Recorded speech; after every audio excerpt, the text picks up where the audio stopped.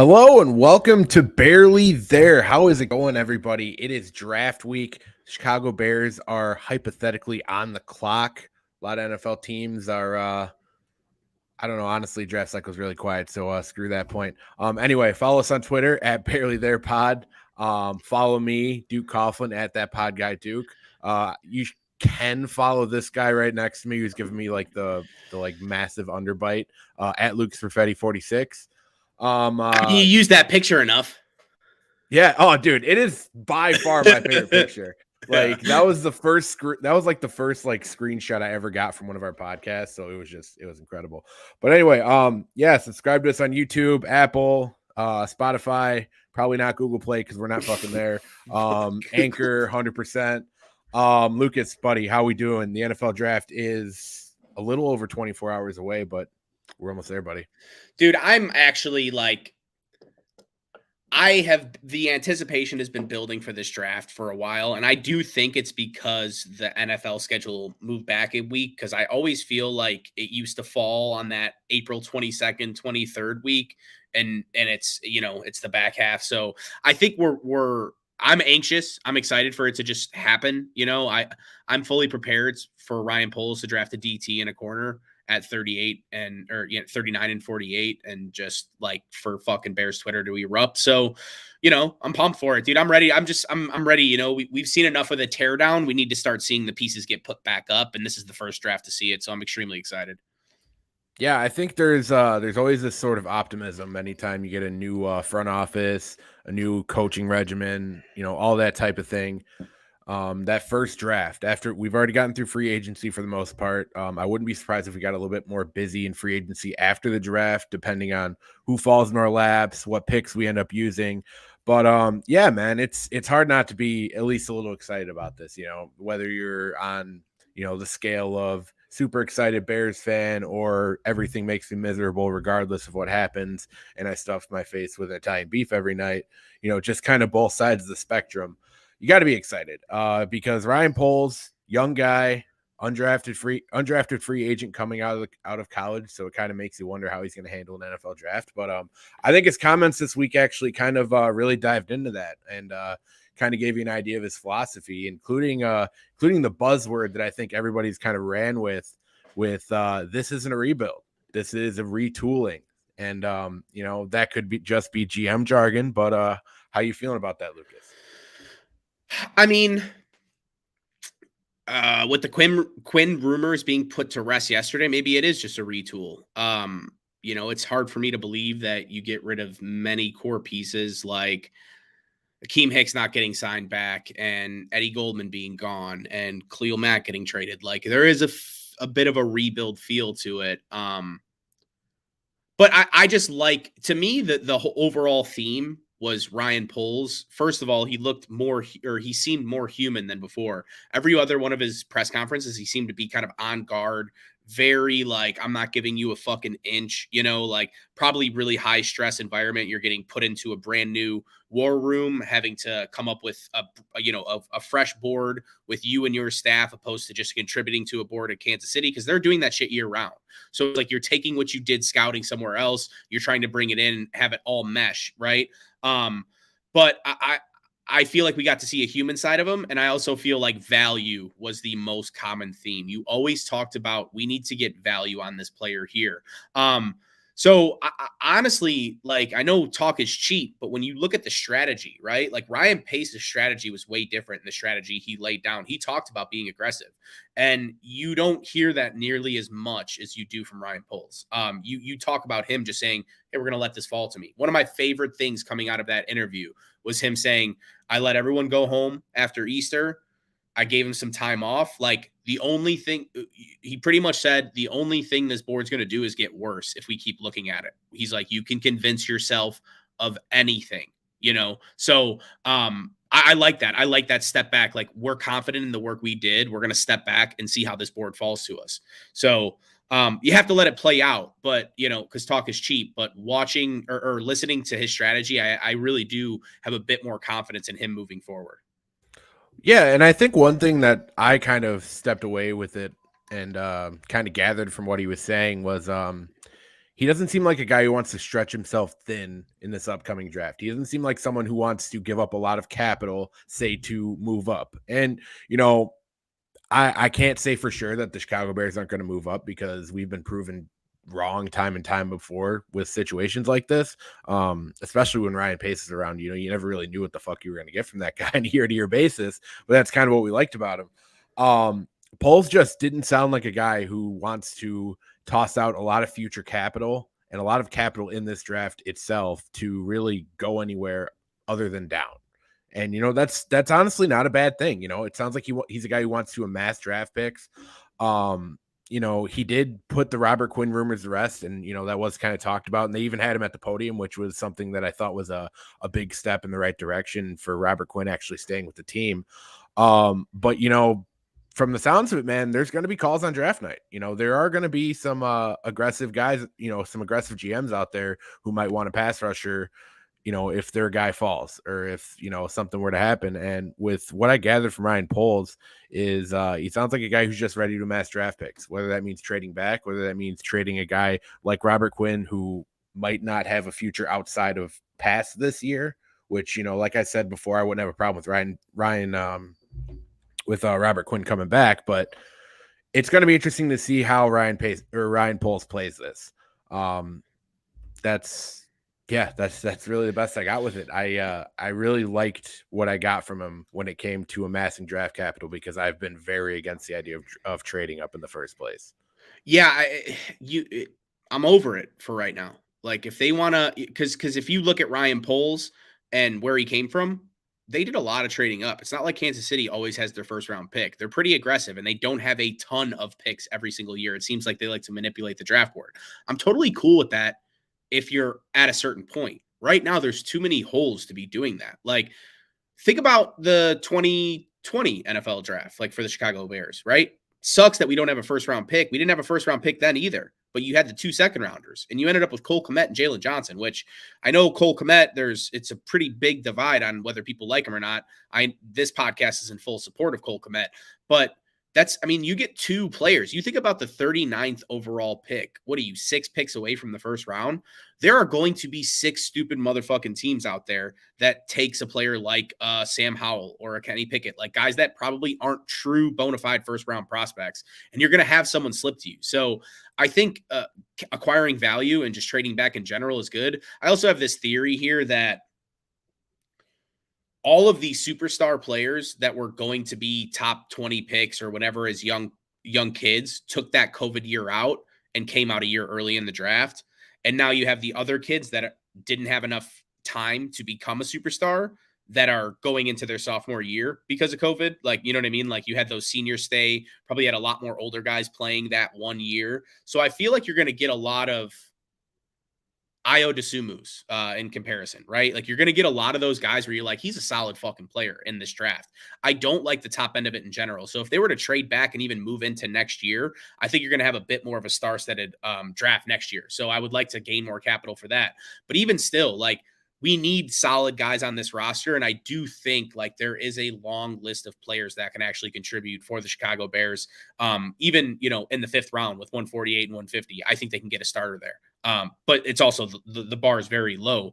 So I like the idea of trading back and getting value in general for next year and this year. Like, come on, man. Like, do you really want to see someone trade the Bears trade 39 and 48 to move up to pick 18, or trade next year's first and this year's second to move up to pick 18 to grab a receiver that could possibly bust because the first round has a 50% bust rate? Like, that's not a winning formula, especially for the future. You're already halfway in with the future. So why the fuck not just, like, I get it. It's disappointing and it kind of sucks. Like, as a Bears fan, you want to have that shiny new weapon. You want to have the 6'4", 230-pound wide receiver. Like, I get it. I want that Chris Olave connection too. Him and Justin Fields did some great work together in Ohio State, but is he really that good where you could possibly be replacing him with 2 potential Pro Bowl players? It gets back to the Bain versus Garfield discussion. Like, that's why I preface this the way I did. Like, I do think even Aiden Hutchinson, like, I'm not that high on him. I think he's a good player. I would take Trayvon Walker over him, at the number 1 overall pick. But it's like, there's not a Myles Garrett. You know what I'm saying? Like Myles Garrett was for sure, if there wasn't a quarterback, he was for sure the guy. You weren't talking about anyone else. I don't think Hutchinson even compares to Chase Young or Joey Bosa. I'm not saying he's not a good prospect, but it's a shitty year to have the number 1 overall pick is what I'm getting at. And it's for the Bears to have to give up a top 10 pick. I would rather it be this year than the previous 3 years for sure. Yeah, I'm not behind trading any future draft capital into this draft. Like the one scenario we did play out, if we traded 39 and 44 to go up into the mid first round, 48. I wouldn't hate that. Oh, okay, yeah, 48. Sorry to be a dick. No, you're good. Keep me on that shit. I'm a little too fucking tired for this. But my guy ran a mile today, so you can see it. He's glowing right now. Anyway, I wouldn't hate that scenario as much as I would hate trading a future second round pick paired with this year's second round pick to move up into the first. Like I would despise that. I want to have a full draft one time, just going into next year. Just one time, baby. Give me a full draft at the start. Yeah, dude. And I'm cool with like once we get into the middle, later rounds, trading back or even trading back from 39. If there's really a guy there that we do not want to, or that Ryan Poles isn't spent on, I don't want Ryan Poles to settle at any point in this draft because it's a deep draft. It honestly is. And I've been one of the biggest critics of this draft. It's not top heavy, kind of like you were, alluding to, Lucas. It would really suck to be the Jacksonville Jaguars right now because, like, yeah, you have your quarterback that you got last year, but you kind of thought, okay, going into next year because we were so terrible, we were going to be able to grab this like top player in this next draft. And there's really not that unanimous top player. I don't hear a lot of hype about anyone in the top 10, really. Like Aiden Hutchinson, the most I've heard from him is the same hype that we were getting when they were in the college football playoffs. You know what I mean? Like it hasn't like a vast. All right, I'm not going to try to say a smart word right now. It hasn't increased more than it probably. Are you trying to say surpassed? No, no. Let's not even go there, dude. I'm not even going to try. It was an E word, and I've been up too long for that shit. But yeah, like there is just nothing up there right now that would justify really any teams overselling into trading up. And I think we're going to see a lot of that in the first round. And I think because of that, we're going to see teams that genuinely cannot get enough value for that first round pick. And they're going to settle for players they don't really want. There's going to be a lot of settling in the first round. So why would you want to trade up into that? You don't. You know what I mean? Unless there is a guy who has fallen that much that you are that bought into, because, every GM, regardless of where they're drafting, they always do their due diligence, even on the top, 20 prospects, just in case, because there's always that guy that falls, like as much as I hate to give him any sort of credit, because I hate that he exists in the first place, Aaron Rodgers fell way farther than he should have. Like, you know what I mean? Like he had no business falling. That type of thing happens every single year. You know what I mean? So if there's a guy there that Poles really feels confident in, and he does not give up any draft capital next year to go get him and doesn't completely deplete himself in this draft, maybe he has a plan to unload a guy like Robert Quinn, even though we're playing the coy game. I feel like we might be trying to drive up that price a little bit. 100%. That's what it's for. That's the only, They came out so quick saying, I'm sorry to cut you off, but they came out so quick after Ian Rappaport reported that a ton of teams were interested in Robert Quinn. They were like, yeah, we're not shopping him. That makes that only proves my point. That makes no fucking sense because Robert Quinn is literally the most shoppable piece on this roster right now. Because if you look at what Ryan Poles wants to do, he wants to get younger and more athletic. Right, like Robert Quinn is the prime candidate. I think that they were getting offers for like what I said, a 6th round pick, and he's not. He was like, "Fuck that, I'm shutting this down. Like, I'm not going to take less than what he's worth." Well, dude, and let's be honest here. Poles is a smart guy, and I understand. I'm a huge fucking stan of him and all that, and that can be used against me. But like, how can you look at a guy like Travis Gibson and not think like that's your kind of future at the pass rush? And you also got Muhammad, which is a big Eberflus guy that's probably going to try to want to see fucking starting snaps, that Eberflus is probably going to want to see on the field quite a bit because they made an immediate jump to go sign him the second the Ogunjobi fucking contract fell through. So like it kind of feels like we've been going in that direction anyway, but obviously, dude, Robert Quinn broke the fucking Bears sack record last year. That could also play a factor as well. Maybe they genuinely aren't interested, but that comment saying that they're not interested at all just tells me like, oh, they are definitely trying to get people to call Hallis Hall right now. Yeah, 100%. They just want the higher offer is what it comes down to me. Yeah, but anyway, we've been kind of going on here for a minute. We actually have this set up on another page. Well, hold up. I want to get to the Pringle thing first. Oh, yeah, go ahead. This is just a PSA, really, for everyone. Stop fucking crucifying people before any real facts come out. Like, come on, dude. I saw so many people talking about how Ryan Poles needs to make an example of Byron Pringle because he fucking got arrested. And it's just like, oh, we should cut this guy. The only report was nothing with a DUI, nothing like that. He had his kid in the car doing donuts. It's like, bro, can we just fucking take a step back and not jump to conclusions? We have one receiver on this roster that seems capable other than Byron Pringle. I'm not saying if he fucking murdered somebody, we should be looking past that. But did it ever cross your mind that maybe people just have fun by doing donuts? Like he wasn't putting his kid's life at risk by doing donuts, but his kid was like in the back, like, oh, daddy, faster. This is fun. And he fucking did a donut. Like, do people not process this type of information anymore? Because it's fucking insane to me.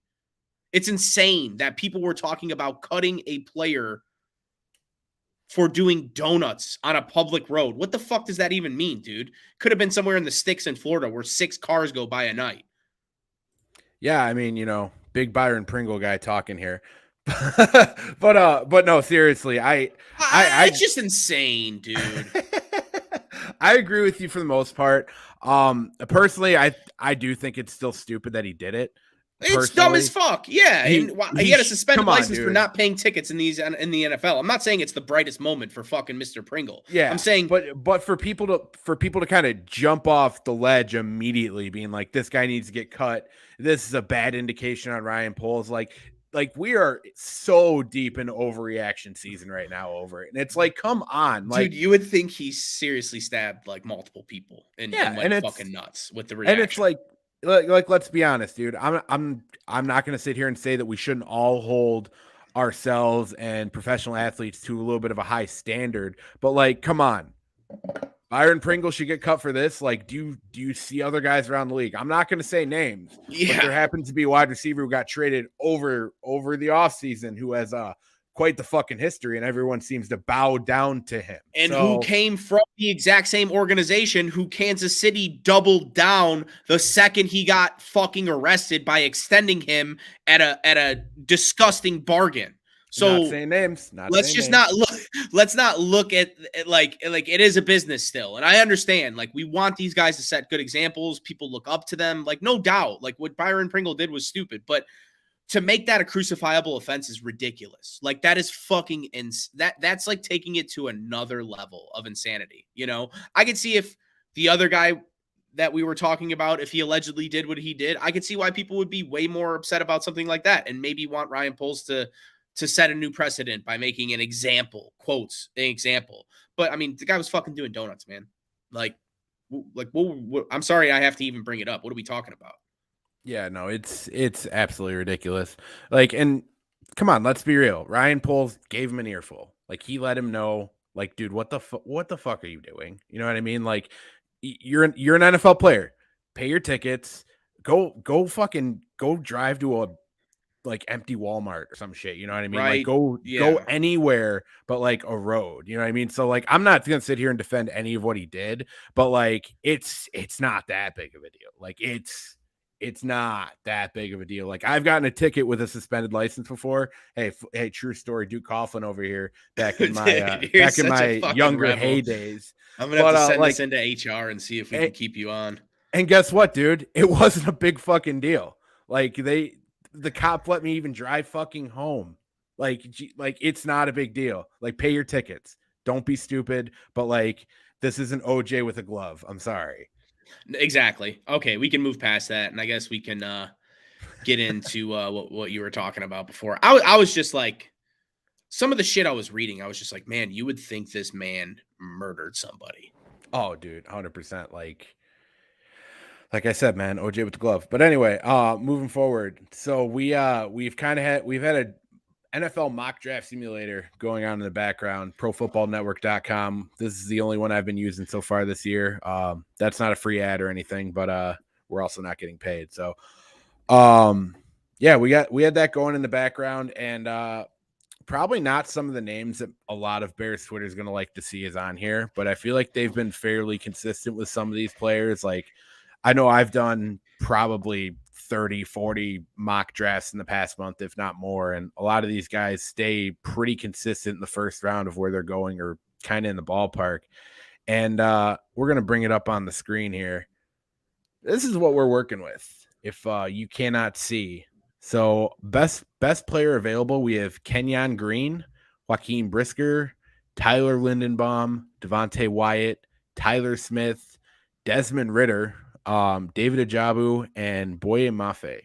If we needed a quarterback, I would love Ritter here.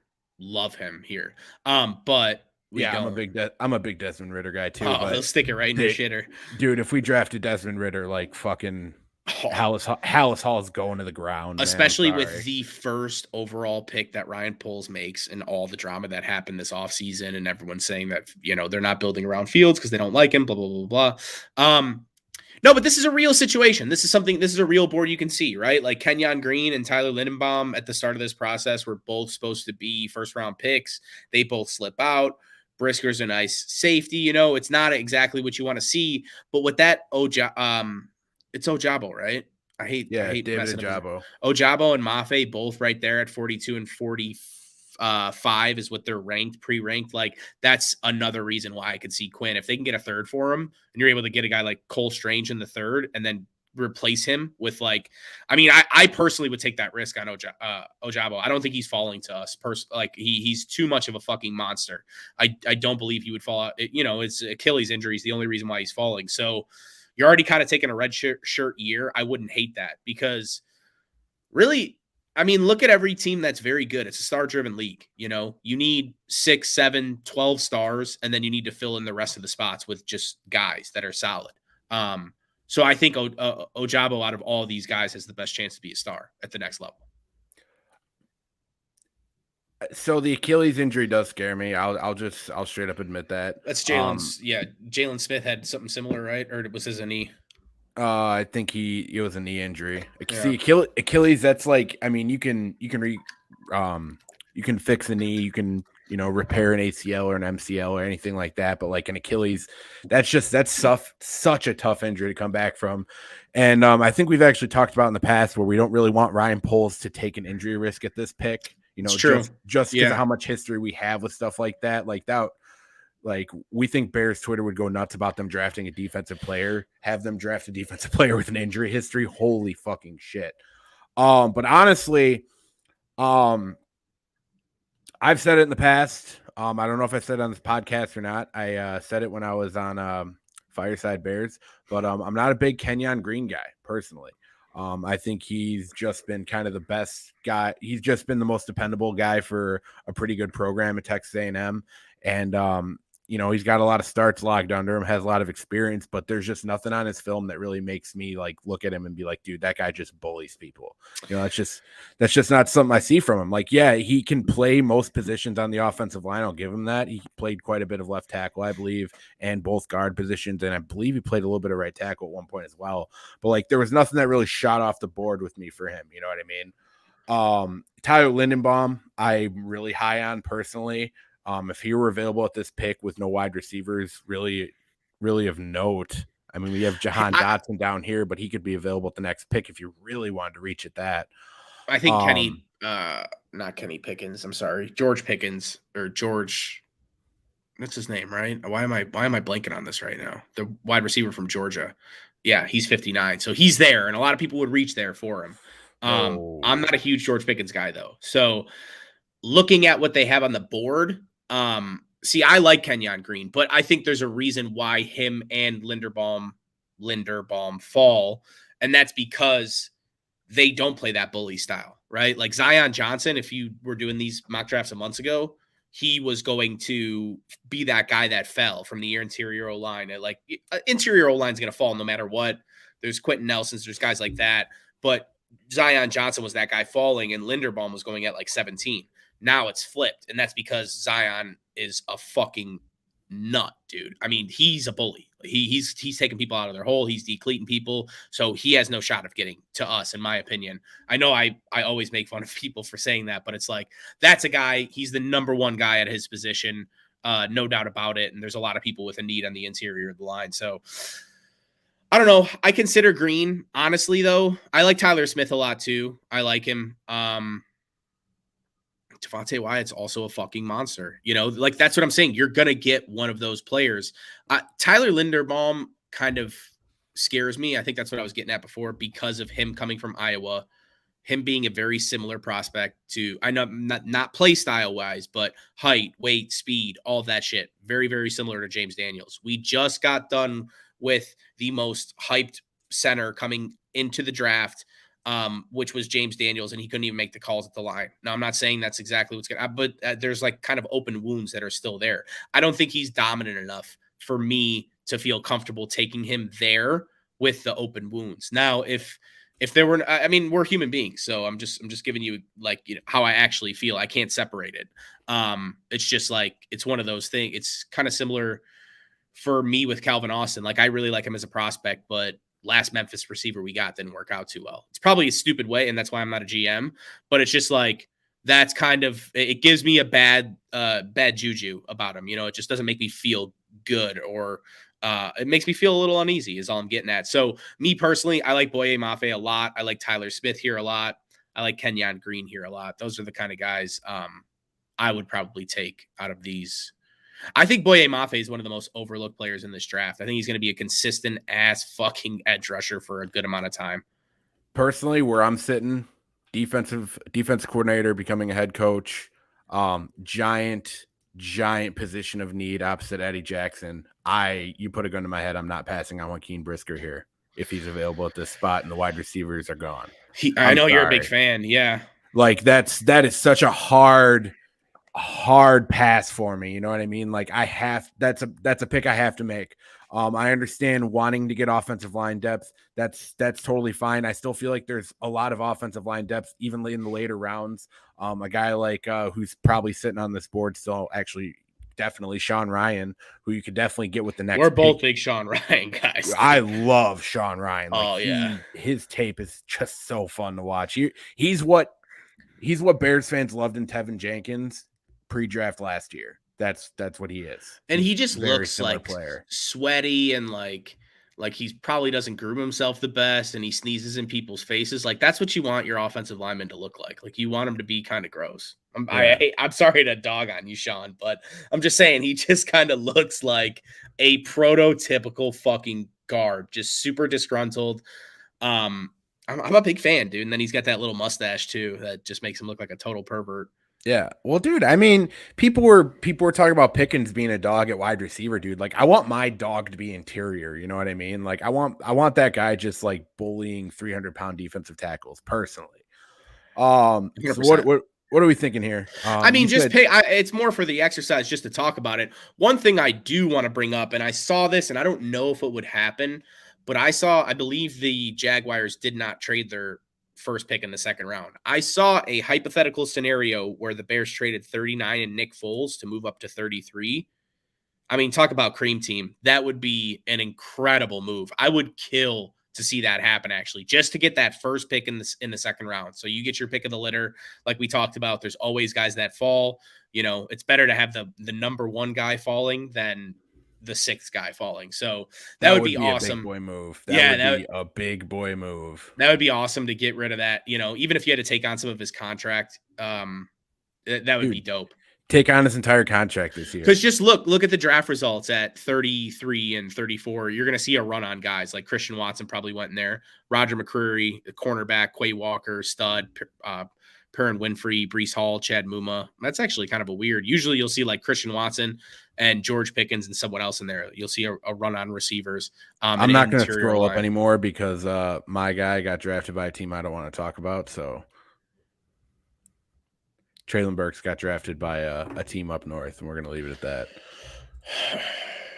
We talked about that last episode, though. I would be totally okay with fucking up next year's capital if the Packers took a cornerback with their first pick, and then it got to like pick 27, and they were about to take Treylon Burks, who was sliding, and then the Bears came up and robbed them. Like, I would be fine with that. Otherwise, I don't like the idea of trading up.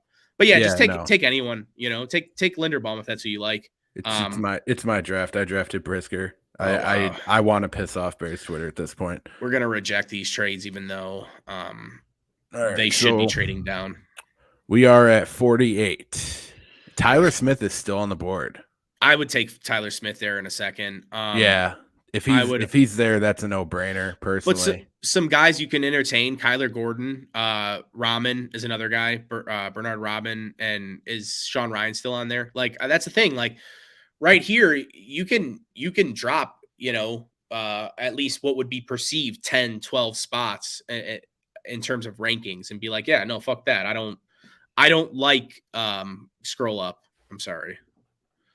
Like, yeah, I'm not a big fan of Travis Jones. I would much rather have Kyler Gordon. Like, that's justifiable in that round. You can't go pick guys that have a unanimous 4th round grade in the second, but you can take someone that gets a 64th round average grade, but he's 40 on your board. You know what I mean? So I like Kyler Gordon a lot, actually. I feel like we talked about him a little last week. And I'm a big fan of Sean Ryan and Bernard Rahman. Man, Tyler. I would take Tyler Smith, and yeah, I would for sure. I love Sean Ryan too, and Raymond has actually been a guy that's kind of piqued my interest in most part through the entire process. But like Tyler Smith going past even 40, like I feel like he's even going to go higher than that for sure. So that's a no-brainer. I love Tyler Smith there. One thing I would be intrigued to see is, you got it going slow. Reject. No, it's fast. Oh, it's fast. Okay, never mind. We'll skip on my thought. Oh, dude, David Njoku's still just sitting here. If he's there at 71, you can't miss it. Me personally, if you scroll down a little bit, that's where David Bell is. I like the value of David Bell at 71. I've been doing that a lot. No, he already got taken. Oh, no, he didn't. Nope, he's right there. So that's who I'm taking there. That's the only time I'm saying like you should reach for a position of need. I love David Bell a lot. I don't think he'll actually be there at 71. I think he's definitely getting taken in the second round because you have a room full of, NFL full of GMs that are going to value tape over analytics. I think a team will actually trade up to go get David Bell in the second round, personally. Yeah, that's why I feel like it's kind of unfair because I truly don't believe he'd be there. But for me, it checks all the boxes. He's in a position of need. And in my mind, he's a second round prospect and would be a first round prospect if he didn't test so horribly. Yeah, honestly, I agree with you there on David Bell. Also want to make a point to say that DeMarvin Leal is still sitting here. Alec Pierce is still sitting here. Alec Pierce far on his nuts, in my opinion. A lot of people are really high on Alec Pierce. But yeah, no, I would go with David Bell at this pick too if he's still sitting there at 71. Unless somebody called me on the phone and was like, dude, we really want Leo Chanel just went. Yeah, that sucks too, because then like you're probably going to miss out on Cole Strange. That's why I would like to see just being realistic here too, because a lot of these mock draft simulators, it's like you get 13 picks for pick 39. That's not going to carry that kind of value. But if you can get, say, Leo Chanel at 96, that's such a steal. Such a steal. I'm sorry. Go ahead. Yeah. No, but I just feel like I've completely forgot what I was saying because you're tired off. Alec Lindstorm and what? No, it had nothing to do with any of that. No, I'm sorry. I'm just looking at some of the picks that actually went. Rasheed Walker in the 4th round. I don't know about that, bud. I don't know about that. Oh, yeah. That's what I was thinking. This is why you want to trade down into this 4th, because there are actually some really good players in the 4th, and it's shittier not to have a 4th round pick, as weird as that sounds. But I do think like that's where that Cole Strange and those types of players, Dylan Pharma, like those guys are going to fall to that beginning of the 4th round range, maybe end of the 3rd. So if you could target a team like Baltimore that usually has a ton of comp picks that might want to move up to 39, you can get their pick in the second round. That's probably going to be, in the 50s, mid 50s, and then get one of their comp picks in the 3rd round. That would be ideal, right? Yeah. Yeah. So, I mean, kind of basing this on the idea that like, this isn't actually what we do as a draft. We're just kind of talking about the players that would be available at this spot. In round 5, I don't know if I've really talked about him at all, but I'm super high on Ma'Khel Wright from Oregon. I have heard nothing but great things about him. His film is really good. Dude, there are guys you know, because there's been a big run of like Oregon defensive backs getting drafted the past few years because Oregon's defense has really kind of stepped it up. And they almost all of them say that McKeel Wright's the best corner out of all of them. Well, isn't dude that the Bears drafted last year? Graham. Thomas Graham, isn't he from Oregon? Yep. And he said the same thing. He said McKeel Wright's the best corner, the best defensive back in the room. Well, and Thomas Graham was actually, I believe he sat out and his draft stock got hit a ton because he was one of those like third round graded guys that got moved down because he didn't play his last year due to COVID. No, so he would have 100% went in the third, possibly even worked his way up to the second, dude. Thomas Graham's actually a really impressive athlete, and I'm very happy we have him. But McKeel Wright, like, dude, 5'10", 173, he's a little bit on the smaller side, but that's just the ideal like slot type of guy, man. Like that's what makes me worry about these guys though, because they always play so much bigger than they are. And it's like, dude, your 175-pound frame cannot deal with coming in on stunts and fucking lighting up running backs like Derrick Henry. Like that's why like Bryce Callahan always gets injured. And even the kid that they picked up from Tennessee that plays slot always gets injured. It's like, it makes me worry a little bit. I get it though. In the 5th round, that's what you want. You want value. You want guys with really high upside that you're like, hey, I'll take a risk on someone that might get hurt a little bit more. And that's another thing Ryan Poles brought up in his interview too, is talking about they go deep into the medicals and they're looking at who's going to need extra attention, who's a little bit more sustainable, stuff like that. So I really liked the way that just seems weird because the Bears were one of the healthiest teams in 2018. And then since then, it's like their medical staff just sucked balls. And they just had one of the most injured teams year after year. So we'll see how the new medical team and rehabilitation team and just like strength and conditioning team works out because health is so fucking huge. I like Tariq Castro-Fields here too. I was just gonna say, dude, Sterling Weatherford, he's probably one of my favorite sleepers in this entire draft. 6'4", about 205 pounds at safety. Obviously played a little bit of a smaller pond in Miami of Ohio, but like his film really checks out, dude. Good at forcing fumbles, good at blitzing on the inside, has a ball hawk mentality.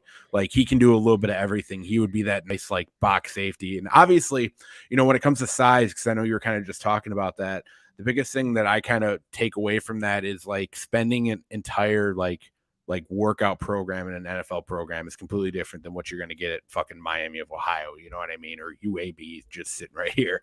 But if we were to not draft a safety earlier at this pick, if Sterling Weatherford was still sitting there, I really wouldn't mind taking a shot at that. Smoke Monday from Auburn too.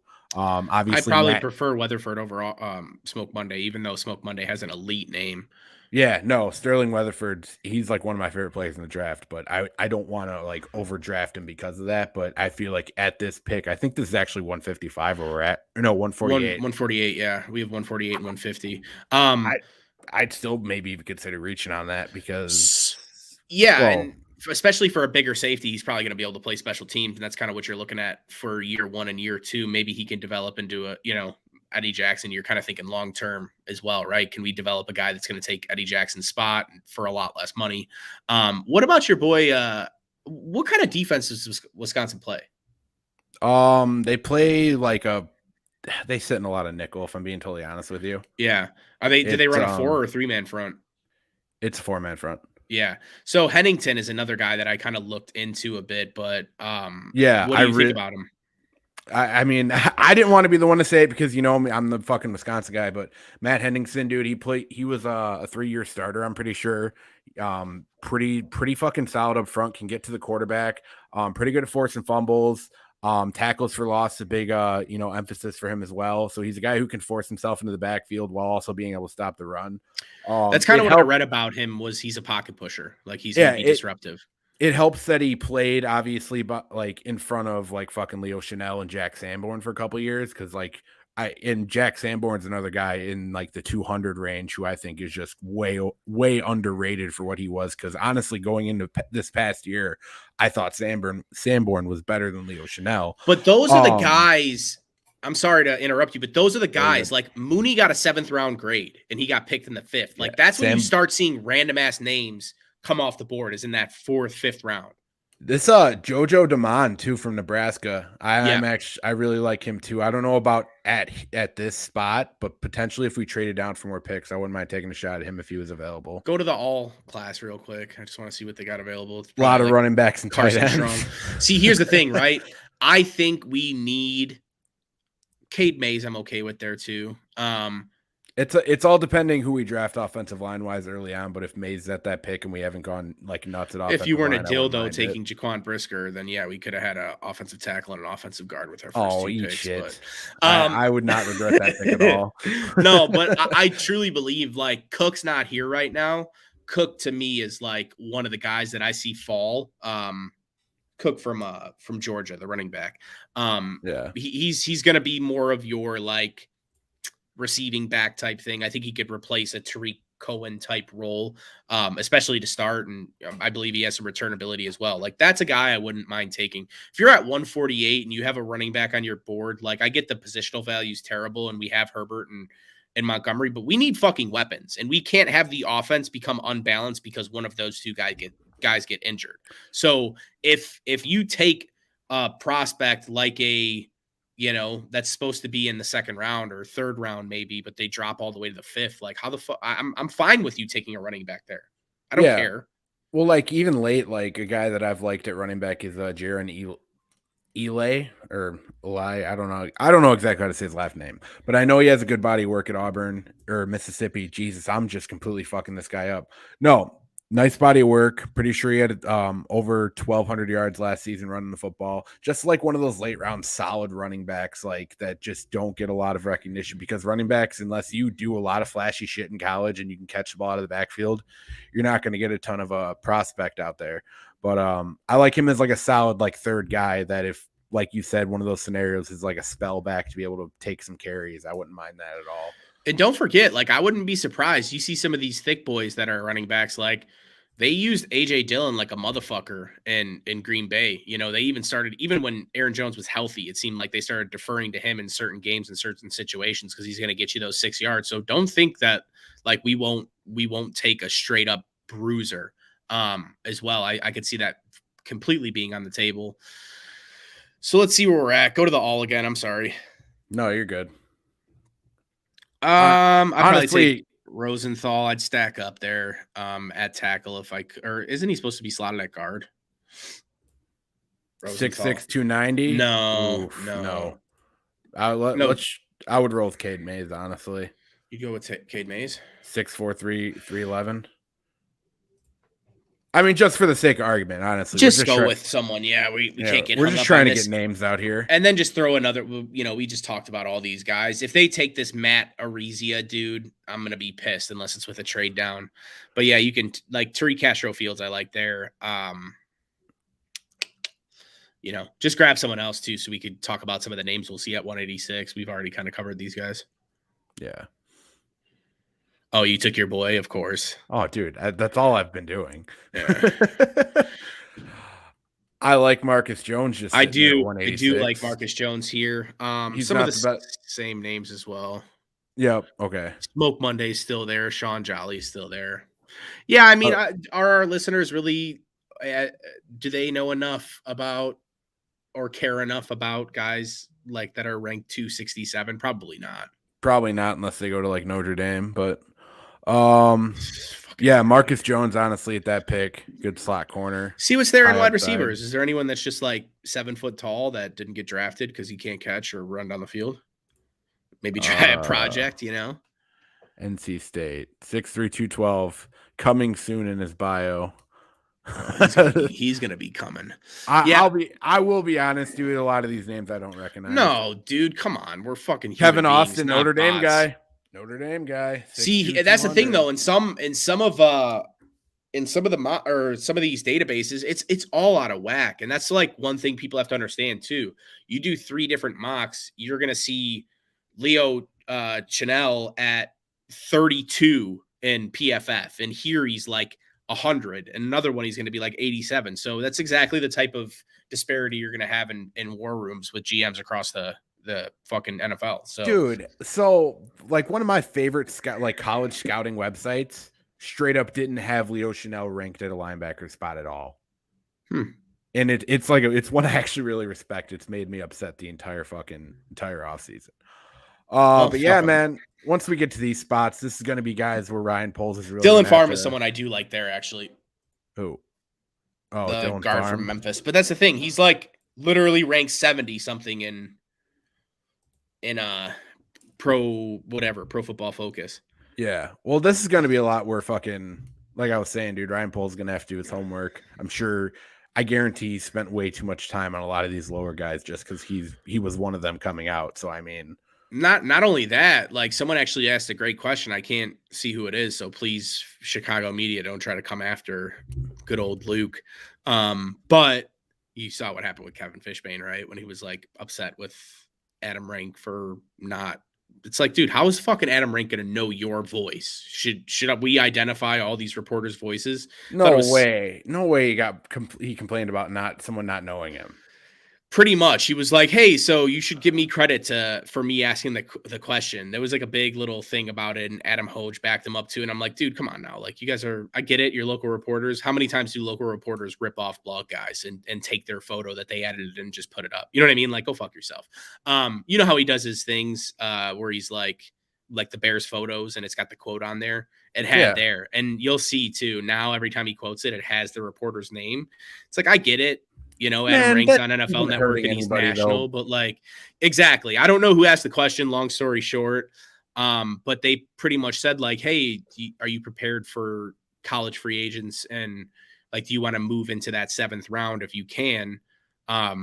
Because you have more holes to fill. And he's like, yeah, he's like, I don't think there's any different process with actually evaluating these guys, but he's like, we're just going to need to sign more of them. So I could see, you know, possibly instead of taking their 6th round pick and being like, I don't really like anyone here, let's just try to trade it for someone with a bunch of comps in the 7th round and get like, you know, 2 or 3 guys that would be priority free agents coming out of college, you know, after the draft. Yeah. So we'll see. And that's something else that's good too. He's a former O lineman. He helped, supposedly he was the guy that drafted that dude from Wisconsin Whitewater, was the chunky dude that went to, the Chiefs. I can't think of his name right now. Quinn Moranz. But that's one thing I want someone to do a study on is why are all of these, it seems like more recently, a ton of small school guys and, you know, even FCS guys like are coming out and contributing right away. Like, what is it about it? Is it because they are having to develop there for longer? You know, is it because they're coming out as seniors and like, is it because they got scouted from smaller schools and they grew into their grown man's body and got onto a fucking, you know, a college workout plan? Like, what is it about? Like, you're seeing Cole Strange and all these guys coming from not big schools. You know, I'm seeing guys from fucking North Dakota State's actually pretty popular, but I'm seeing guys coming from like North Tennessee and shit like that. Like, well, like schools I've never heard of, you know, and they're legit prospects when you actually go and look at them. So I wonder what that's all about. Well, I think for years personally, as like somebody who kind of grew up in like the Whitewater area, like there's just so much more appeal to drive up to Madison and check out what's going on with the Wisconsin Badgers than, you know, and see like a team that could potentially have like, you know, 20 players that could look like they could look good on an NFL roster. For sure. Compared to going to a Whitewater where like there's going to be like 6 or 7 that if you're lucky, potentially. Exactly. And like, I think a lot of that was in the past, people, you know, guys honestly not wanting to go on that recruiting trip because they feel like they'd be wasting their time. Guys potentially not wanting to scout those types of players because they want to spend more time on a higher end prospect, like a guy that's, you know, the sixth lineman off the bench at LSU. Would you rather talk to that guy, or would you rather talk to the guy that's killing it in Division III? You know what I mean? Like, the idea of that might sound like ridiculous. Like, of course you're gonna go talk to the LSU guy, but like, if time wasn't of the essence and like so much scouts times were so like jammed in, then you would see more guys go to that. And I think with the rise of like online and social media and whatnot, and kind of how you're able to hype up players, accessibility from local areas, yeah, exactly. You know, Zoom calls, that's a big deal now as well, where you could actually sit down and talk to somebody for like 15 minutes while you're sitting in your office. You know what I mean?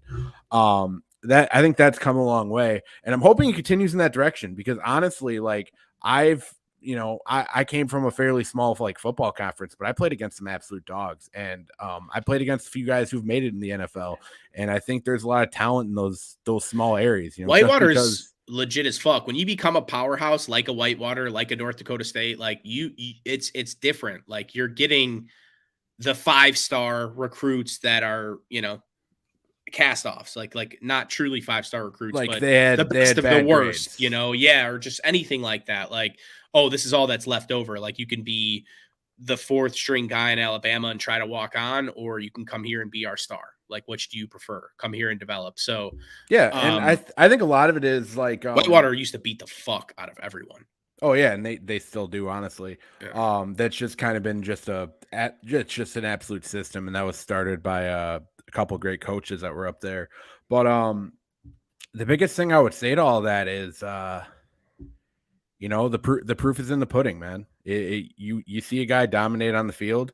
I think the rise of junior colleges have really played a big part in that, because I remember, honestly, when I was coming out of high school, I didn't even think about a junior college, and I probably should have, because it would have No one probably really helped did, elevate my shot to like actually getting on a top tier team. And that's been a big plus as well. I think that's where a lot of these guys are coming from, because you look at some of the guys who are going to probably even be going in the first round of this draft. I guarantee at least some of them went to a JUCO at one point or another. Oh, for sure, for sure. I mean, that's a different aspect, right? You're talking about like 5-star athletes that maybe got in trouble and they didn't teams or schools were scared to give them a scholarship, shit like that. I feel like it has to be something with reps and like actual ability to get on the field early and shit like that for some of these guys that are developing. I think there's got to be, it's been tracked down, right? Like, no one was taking receivers under 6 foot until Drew Brees started going off, and then Russell Wilson. Then now it's like no one gives a fuck if they're under 6 foot. Just can they play the position? So I think maybe like someone had to have broken through somewhere else, and it's like, okay, now we're gonna actually get some eyes on these local workouts. I don't know. I'm theorizing here. I think we've completely gone off the rails. Oh, So dude, completely. But honestly, this is really good stuff. I could talk about this stuff all day. The biggest thing I would like recommend to like any young, like if anyone younger is listening to this that's like playing high school football or kind of looking into like what they're doing next, like seriously consider junior colleges. Like it's not like a step down. All it is like a next step. Or like, dude, consider D3 schools. Like if you have an offer from Wisconsin to walk on and potentially be told to go right back home, or you can go to Whitewater and play immediately because they see your talent and you don't have to compete with like a name or a big name prospect. Like, dude, go get on the field, go start making film, because guess what? If in 2 years you're the best player on that team, that Division III team is going to totally understand if you transfer to a D1 team. or if in 2 years, everyone grows differently too. So if in 2 years you have a Scottie Pippen like fucking growth spurt as a sophomore in college, like you definitely want that tape to be out there. You know what I mean? Like, because then it's like you can't just be like, hey, so I'm big as fuck now. Can I roll in? But yeah, I think there's, it's pretty cool. Even Ryan Poles kind of got asked a question about why are wide receivers more NFL ready and just seem to be better athletes now and stuff like that. He's like, well, dude, you got people playing 7-on-7 way earlier. You got these kids starting young, and he's like, now instead of having one receiver or 2 receivers on the field, you got 4 receivers on the field. He didn't give a definitive answer, right? It wasn't like, hey, this is what it is, but he kind of theorized the same way we were. I thought it was a pretty good answer off the cuff. Yeah, no, most definitely. But yeah, no, honestly, I think this is a good spot to wrap up, Lucas. We're really just kind of flying off. We were supposed to only go for an hour, half an hour today, and it's 54 minutes in. Yeah, there's absolutely no shot me and this guy could ever do a short podcast. Like there's just no way. But anyway, while we still all have you here, we are going to be doing live coverage of both day 1 and day 2 of the NFL draft. Probably looking at starting around like 6:30 tomorrow. Don't really hold us on that. Anything can happen in that time frame. But I think it's important for us as Bears fans, even if you're, God forbid, you're not actually into the NFL draft, which is just foreign to me. You got to always kind of be prepared that maybe the Bears do make a move tomorrow. You know what I mean? So you definitely want to watch the draft. You want to see some of the names that are going to go early. You kind of want to see you can always kind of get a sense of how GMs are thinking just based on about the first 15 picks. Because then you're going to start seeing GMs be like, is this a guy I want? You're going to see teams that are going to be desperate to move out of their pick, and they'll either draft best player available because they don't really want, because they're not going to get any value from that, or they're going to straight up trade it for like 2 second-round picks. You know what I mean? Like, or future capital for next year. I would not be at all surprised that if teams did trade back or trade out of the first round. It's to get draft picks for next season to kind of build up to that next draft class. So that's definitely something to watch. But Lucas, you got any final thoughts, bud? I think Robert Quinn does get traded as early as Tuesday. But I mean, I'm not sorry, not Tuesday. Friday. For the sake of argument, what's the draft compensation?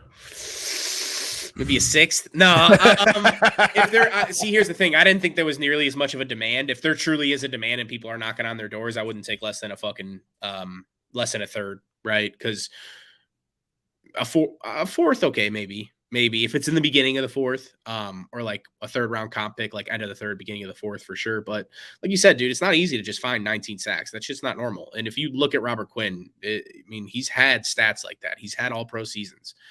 He has some accolades to him, and he's not that old. So for any of those teams that are right over the edge, are you going to get more out of Robert Quinn this year right now? And that's how Ryan Poles has to formulate it. Like, are you going to get more out of Robert Quinn this year right now when you're trying to make your Super Bowl run, or are you going to get more out of some jerk off that has a great RAS score and you're drafting in the fourth round? Like, which one are you going to do? You know?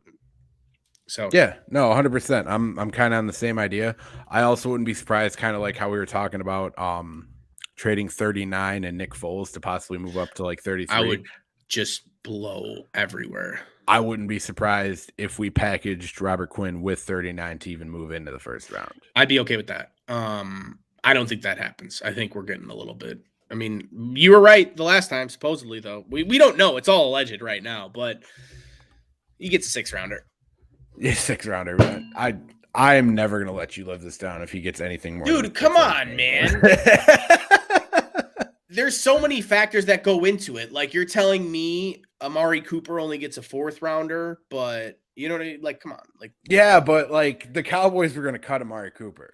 Like, honestly, the fact that they traded him for anything, there is more leverage on the Bears side right now. And yeah, they're able, 100%. they probably can do something too. I wouldn't be upset if they were like, hey, we'll take on 2 years of his contract if you give us a second. Like that, because to me, then it's like, well, now you're getting pretty much a free pass rusher. So yeah, I mean, you. And that's not a bad deal at all, especially for a team that's he's not getting paid, and he's not getting paid crazy amounts either. No. Not for what he just put up last season. Like, dude, Robert Quinn shut up a lot of people. I think people forget, like, well, outside of Chicago, I think people forget how fucking good Robert Quinn actually was last year. Oh, I preached it the whole time. I'm like, dude, in 2020, when everyone was upset about his performance, I'm like, dude, this was the move that everyone was the most hyped for. I saw 7,000 fucking charts with Robert Quinn's head floating in some mass matrix where it's like, this guy fucking slings dong. But everyone freaked out. And it's like, I'm like, dude, I always look at who was it at the time? Cuck Pagano. I always look at coaching. When you have someone that has been highly productive for many years now, Quinn has gone up and down, but if you get someone that has, like, I mean, Robert Quinn's respected amongst the league. You got to think he was playing better than Chris Long when they decided to get rid of Chris Long in St. Louis. Like, Robert Quinn was a legit ass fucking player for a long time. So he was everywhere he went to. Miami, he was a legit ass player. So it's like, for everyone to just be like, I fucking hate Robert Quinn. It's like, why don't we kind of look like what's going on here with Cuck Pagano? Like, why is Robert Quinn 7 yards on a drop? No, why is this happening? He's a defensive tackle or a defensive end. I don't even want to go down fucking memory lane. That was just the worst shit ever. And we you know how bad you got to be. We covered every last bit of it too. You know how bad you got to be that Cuck Pagano thought you were no longer good, so he's like, I'm just gonna retire. Like, I can't go down with this ship anymore. Yeah, you got to be pretty fucking bald for that to happen. Yeah. But anyway, I think it's good place to stop, dude. Oh my god, I gotta end this thing. You gotta go to sleep, buddy. Dude, for real. Follow us on Twitter at Barely There Pod. Follow me, Duke Coughlin, that pod guy Duke. Follow Lucas Perfetti at Lucas Perfetti 46. We're not gonna get mad if you don't recognize our voices. That's okay. Be sure to check us out. Give us a rating on Apple, Spotify, Anchor. You know, like we were talking about Google Play. Yeah, that's just non-existent in our lives right now because we're just above that type of debauchery. I've never actually met someone that uses Google Play to listen to things. Never. Nobody under the age of like 60. Nobody. But anyway, that's all I got. Bear down. Bear down.